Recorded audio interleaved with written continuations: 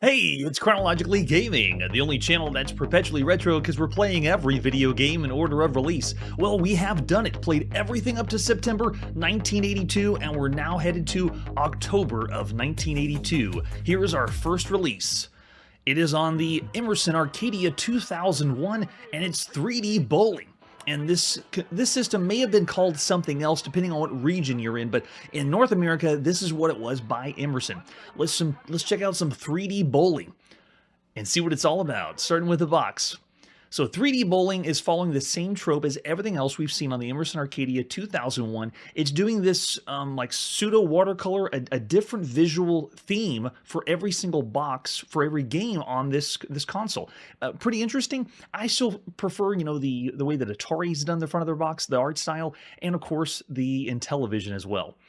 All right, so there you go.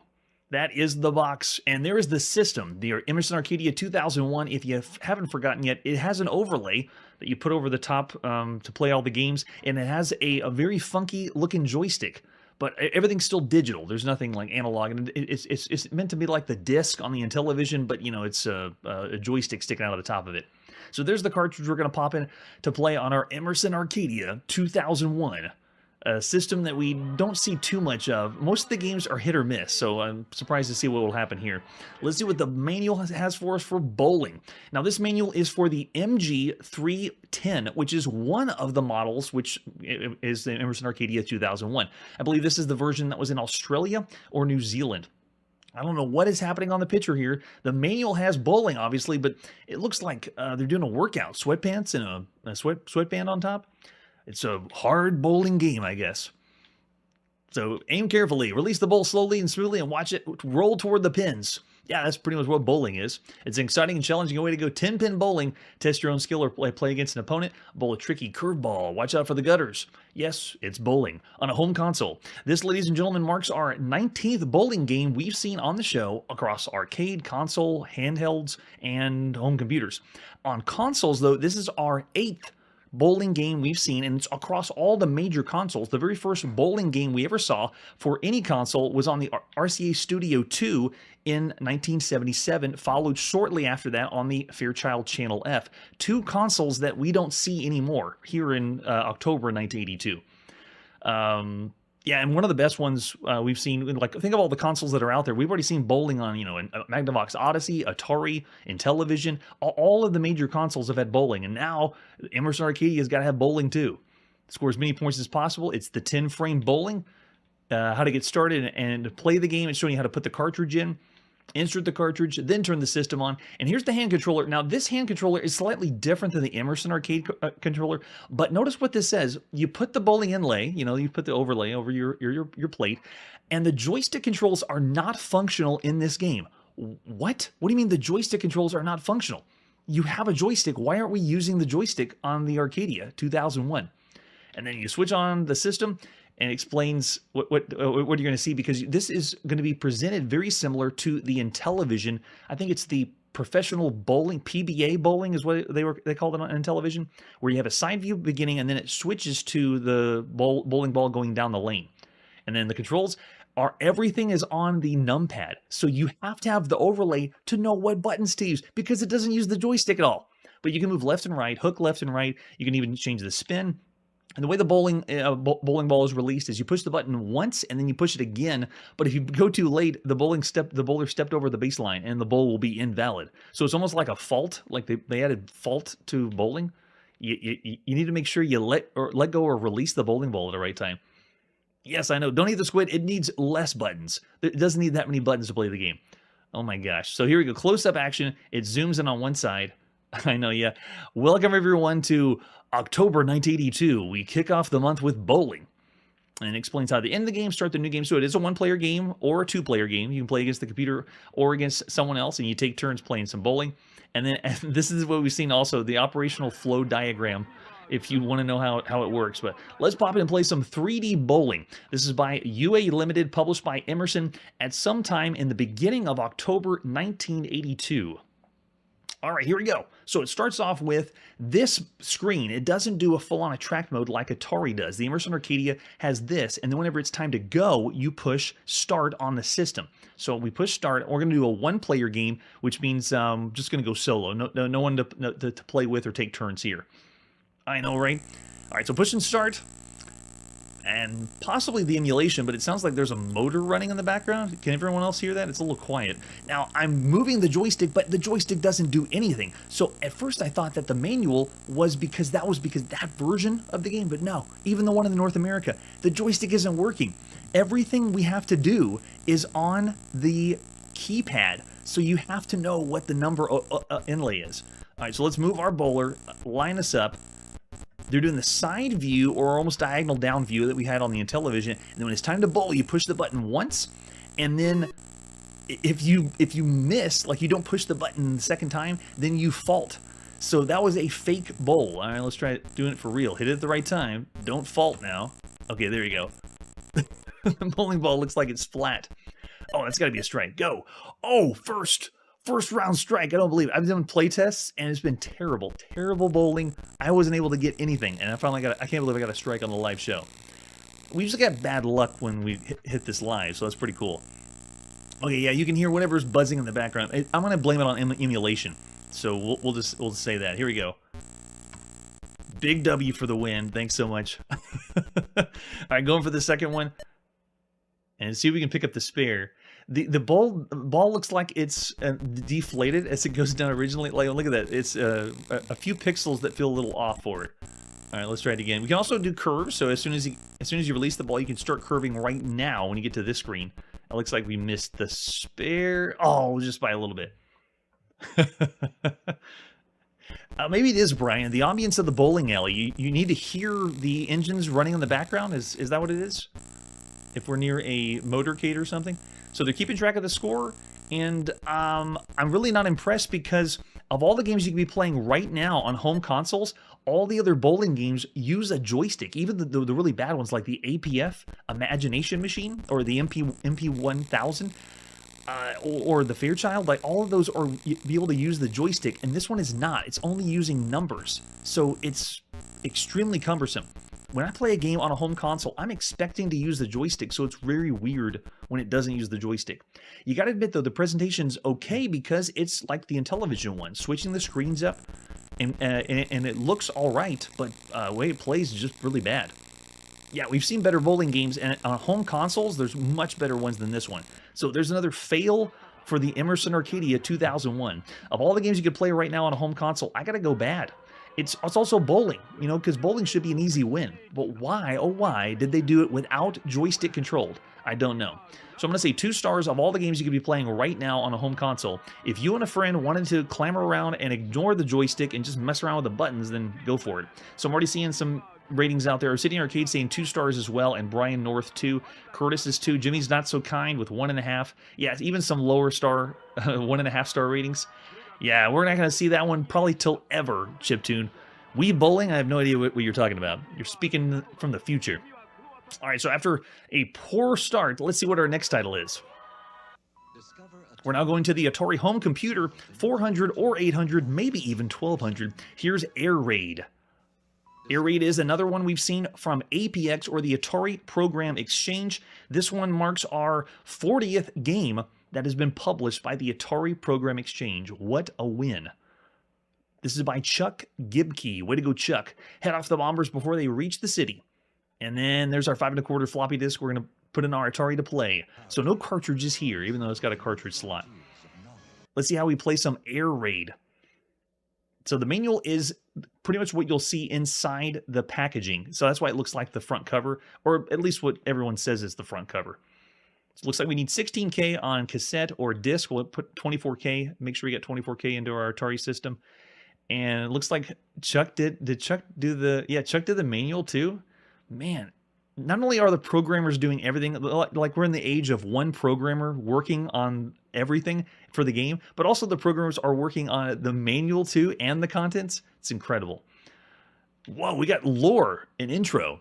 Samuel jumps quickly into his plane and takes off. Once airborne, he flies straight for the bomber formation. A quick burst from his guns, and the first one falls. The rest follow, as do those in the second wave. A piece of cake, Samuel gloats as he lands to refuel. What? So we have a story? We're playing as Samuel? And we're in the war. So our job in this game is to blow up all the bombers before they attack the city. Enemy bombers appear in increasing numbers with some fighter escorts attack your aircraft. The radar beacon and the 2 airstrips. You fly over 8 scrolling screens of landscape using a limited amount of fuel and ammunition to shoot down as many planes as possible. Your final score shows how good a fighter pilot you are, and Air Raid keeps track of the high score and game session. Nice. Yeah, lore in a war game is kind of rare. Most of the time we get those from, role-playing games or strategy games. Oh, that's true. Yeah, Curtis, it blows me away of how much work one person can do, because there's only a few companies that are out there right now that have, a team, maybe 5 or 6 people, and so, or even more than that. But most of the games are one person. It just blows my mind that not only are they doing all the programming, all the design, all the creativity, but then also all the manual and instructions. It's amazing. Still blows my mind. I'll probably keep doing that and being surprised by 1983 too. It's going to happen all over the 80s. All right, so it shows us how to load into computer memory. We're going to make sure you have basic to play this one. And then scoreboard's going to display the high scores. Each strike is going to be more difficult. If you want to start at the easiest level, leave the skip number alone at 0. But for greater challenge, you can use the game select switch and go levels 1 to 9 is what it has. Press the start key on your Atari home computer to begin the first strike.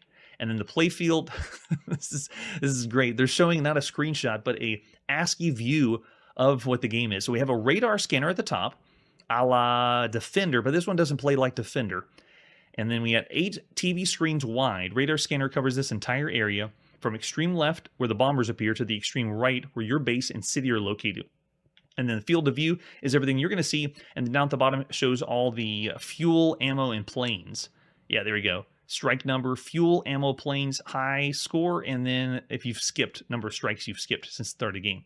So we move with a joystick, unlike our Emerson Arcadia 2001, to take off, move up, left, and right, land near playfield. So you're actually going to be flying a plane, like taking off and landing the plane. Yeah, I can't imagine typing this all up. And every time we see these APX manuals, it looks like they typed it up on a typewriter. Like, it wasn't done with anything with like computers. It was just printed off. So cool. And we got fuel, refueling, and rearming. So your fuel's going to run down, and you have to land in a refueling station. And half the fuel in your aircraft is stored in the main fuel tanks, and half in disposable drop tanks. If you drop the external tanks, you increase aircraft performance, but you cut flying in half. Very cool. You can drop tanks at any time when you're in the air. To drop the tanks, press the spacebar on the computer console. So you're going to be using joystick and keyboard if you need to. I mean, if you want to have more performance on your ship. And then any damage the bombers cause is repaired between strikes, so you just have to wipe out the strike and then you'll have everything fixed. No need to land for fixing anything. There's all the scores to play some Air Raid. Make sure you memorize them since it's 1982. And then all the controls that we've seen for the Atari home computer. This is the tactics or the hints on how to play the game, like defending, ignoring fighters at certain points. So lots of help there. Thanks so much. Great job. And then as usual, yeah, Atari Program Exchange wants you to review the game. So cool. All right, let's pop in and play some Air Raid. This is by Chuck Gibkey, published by APX at some time in the beginning of October 1982. Or I guess by the time you mail ordered it in, whoever was first to get it mail ordered in. There you go. So no high score. We just got the game. And there you go. You can see the publication says October 1st, 1982. Now, that possibly was when they were planning to release or whenever it was programmed. But I'm going to use that date since we can get any dates we can finalized. I'll take it. October 1st. Here you go. All right, let's push start to begin right in the beginning. And it already comes off way too quiet, so let's try this again. I'm going to raise our volume up. And try this again. Okay, now we're ready. Usually when I play everything on the Atari, the volume level is a little bit lower. That should do it. There we go, strike one. Sweet. Okay, so I am playing as the blue plane down the bottom right. There we go. So I just did my takeoff. It was pretty simple. Just raise the joystick up. And I'm able to move left and right, just like a Defender. So the ship is pretty small, but look at the top radar. That's what's really impressive. Watch how it's displaying the radar. It's slowly bringing into view the enemies and my ship as the bar goes across. So of all the radars we've seen so far, that's really impressive. How it's fading in and out, the landscape and my ship as the blip, and then you can see the enemy ships coming in. I'm flying over to meet them.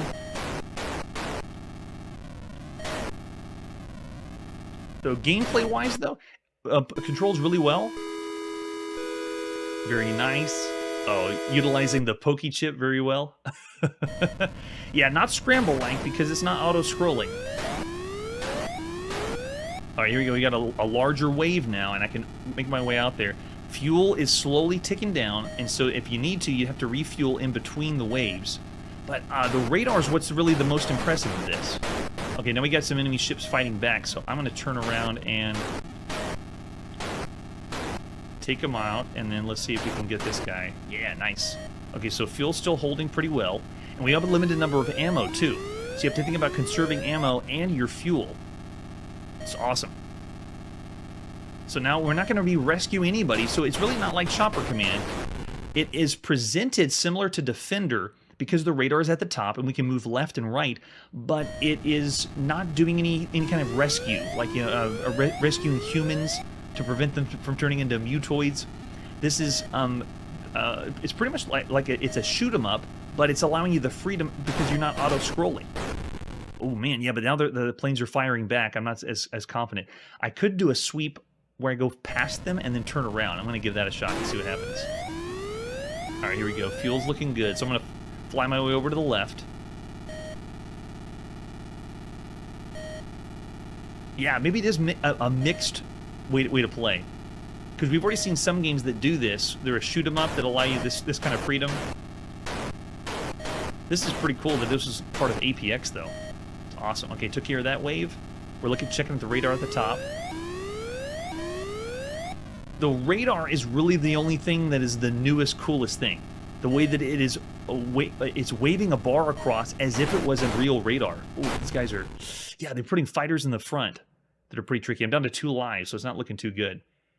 I really like that radar. It feels more official, like it's a real radar, and we have to protect the city. All right, we're gonna go to the left now.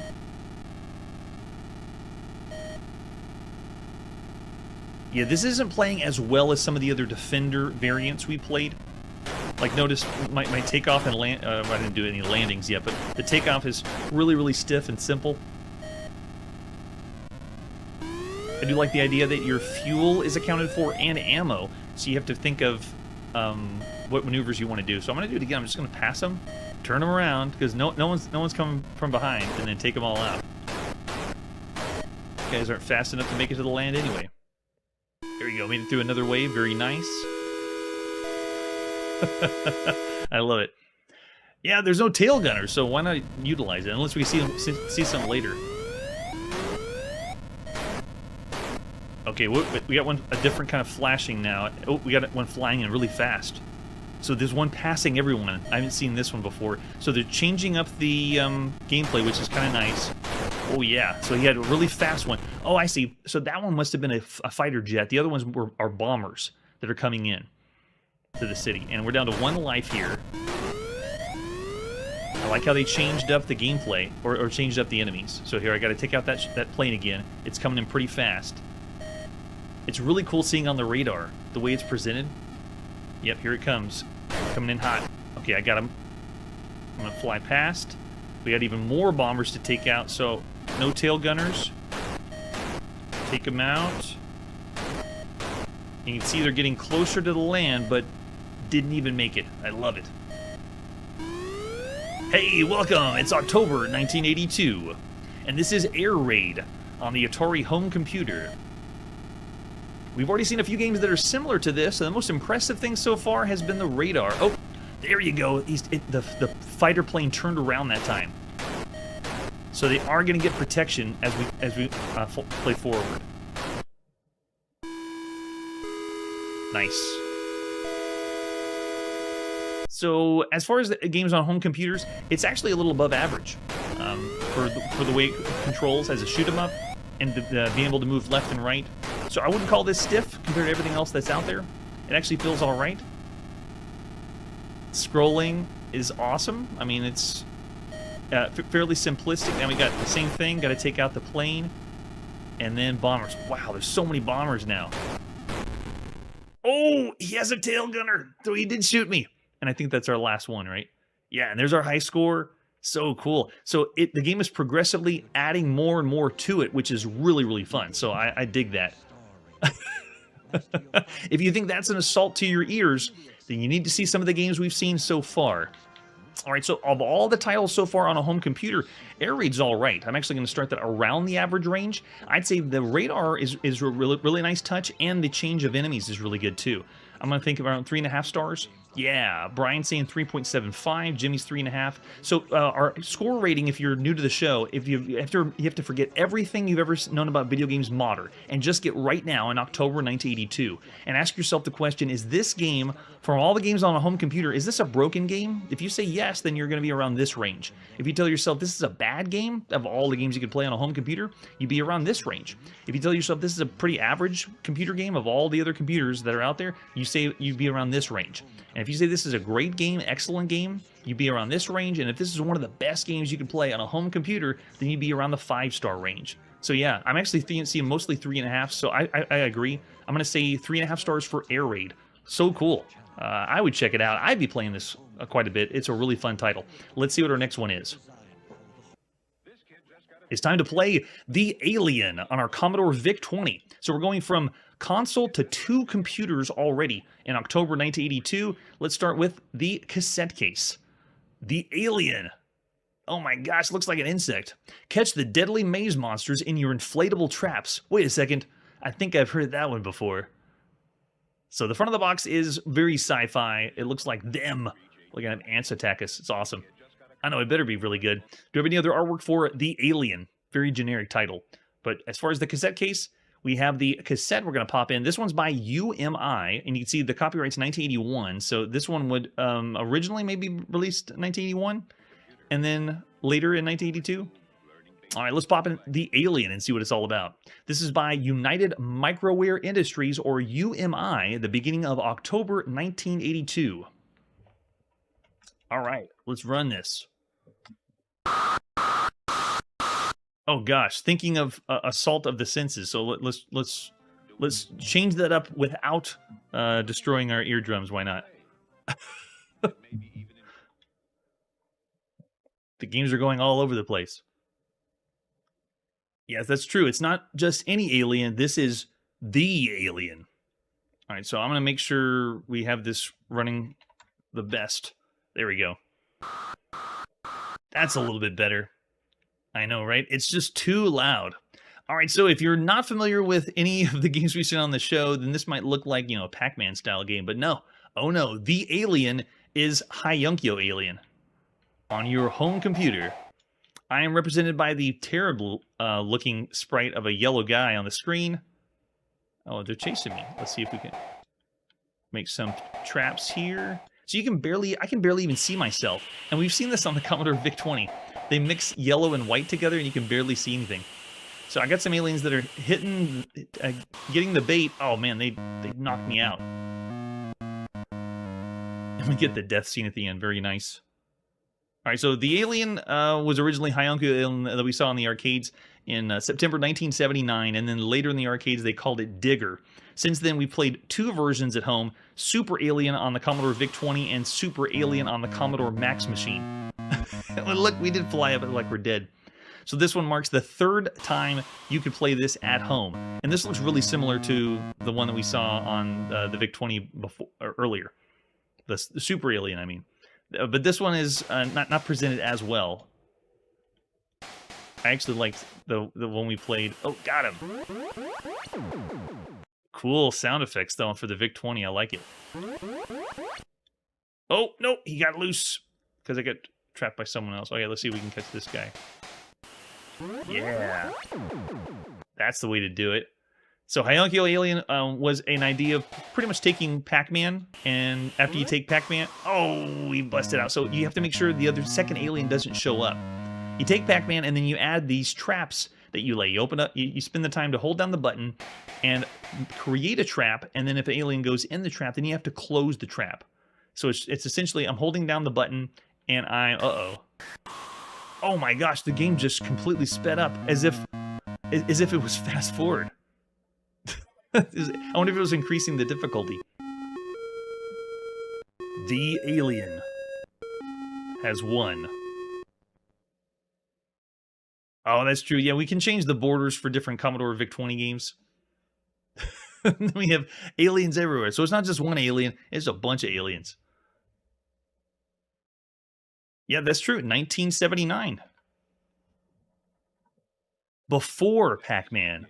It already took the maze idea, or the top-down maze idea, and did that. That's right. All right, so of all the games you can play right now on a home computer, we gave Super Alien around 4 stars because of how rare it would be to play this style of game at home. But now that we played 2 of them, and this one isn't presented as well, I'm thinking around 3 stars around everything you play at this point, or just average. The idea, though, of this slightly strategy game, you know, more like setting traps and making sure the aliens fall in the traps, is a cool idea. Really, really fun.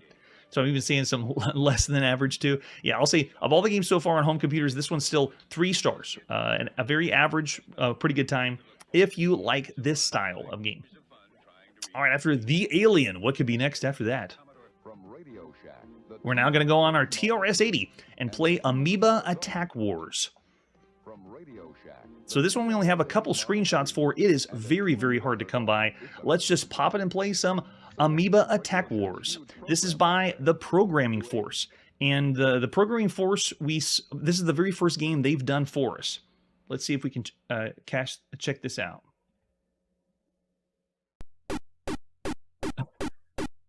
Lovely sounds we've been hearing today on Chronologically Gaming.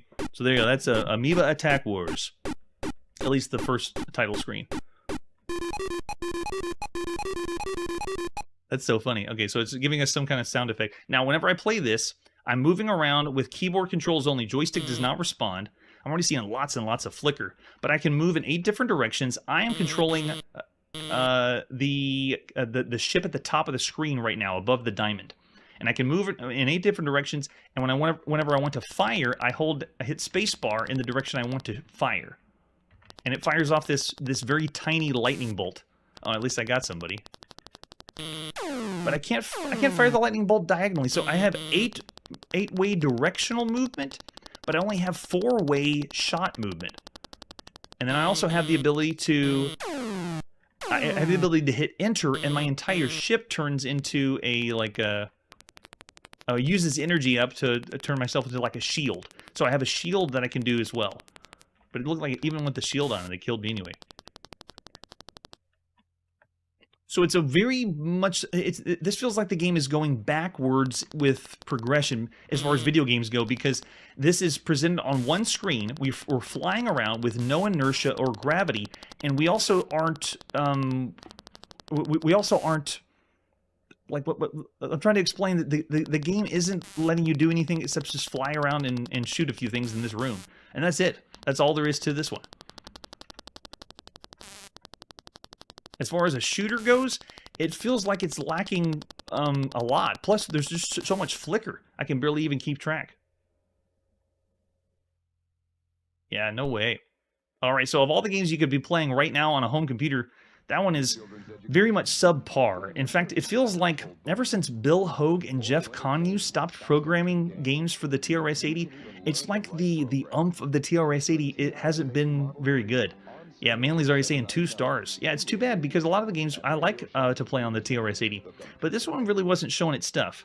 I'm thinking around the bad range, possibly, maybe even lower. Yeah, I see from a 2007, 1.5, yeah, and then some 2 stars. Yeah, even Curtis throwing out 1.5. Richard saying 2. Yeah, so it is very much, if you think of all the games you could be playing right now on a home computer, it doesn't control with a joystick, and it doesn't have the presentation like an Asteroids game. Yeah, so very, very low. So I'm going to say of all the games so far, I'll do 1.5 stars. This doesn't play well. It's bad. Too bad, Amiibo Wars. I'm sorry about that. Alright, that's where we gotta put our video game playing on pause. We got a lot more games to go in October 1982, so stay tuned. Next time on Chronologically Gaming, we're going to get a port of the arcade machine, which allows you to design your own Galaxy-style shoot-'em or Galaxian-style shoot-'em-ups at home. That's it for today, and like I always say, I guarantee we'll play a game that you've never seen before. Hey everybody, thanks for checking out the channel and joining me on my quest to play every single video game in order of release. We'll be streaming live every weekday at 9 p.m. Central, so join us and let us know if we missed any games along the way. This video would not be possible without Launchbox, RetroArch, and MAME. Tell all your friends there's some crazy guy named Chronologically Gaming trying to play every single video game. We have links down below that'll send you to places like our Discord and Patreon, and one that says all the video games we've ever played. If you go there, it's a list of everything, and you can click right to the game you want to see. Chronologically Gaming is the name to look for. We are perpetually retro, and we will catch you next time.